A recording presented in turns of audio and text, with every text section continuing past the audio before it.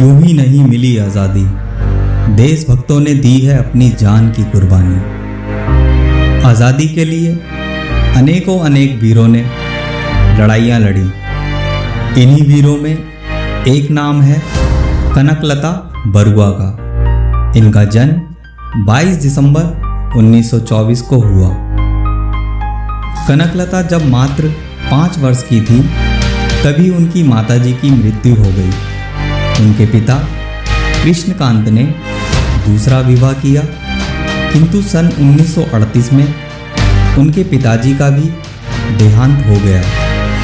कुछ दिन पश्चात सौतेली माँ भी चल बसी।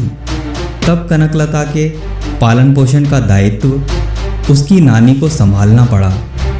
वह नानी के साथ घर गृहस्थी के कार्यों में हाथ बटाती और मन लगाकर पढ़ाई भी करती थी। इतनी विषम पारिवारिक परिस्थितियों के बावजूद भी कनकलता का झुकाव राष्ट्रीय स्वाधीनता आंदोलन की ओर होता गया। मई 1931 में गमेरी गांव में रैयत सभा आयोजित की गई। उस समय कनकलता केवल 7 वर्ष की थी। फिर भी सभा में अपने मामा देवेंद्रनाथ और यदुराम बोस के साथ उन्होंने भाग लिया। उस सभा के आयोजन का प्रबंध विद्यार्थियों ने किया था। सभा के अध्यक्ष प्रसिद्ध नेता ज्योति प्रसाद अग्रवाल थे। उनके अलावा असम के अन्य प्रमुख नेता भी इस सभा में सम्मिलित हुए थे। ज्योति प्रसाद असम के प्रसिद्ध कवि और नवजागरण के अग्रदूत थे।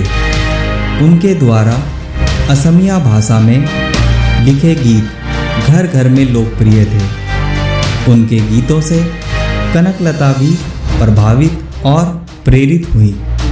इन गीतों के माध्यम से कनकलता के बाल मन में राष्ट्रभक्ति का बीज अंकुरित हुआ।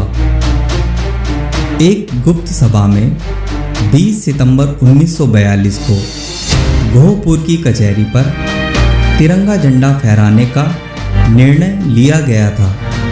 तिरंगा फहराने आई हुई भीड़ पर गोलियां दागी गईं और यहीं पर मात्र 18 वर्ष की आयु में कनकलता बरुआ देश के लिए शहीद हो गई। ऐसी वीरांगना को देशवासियों का कोटि कोटि नमन।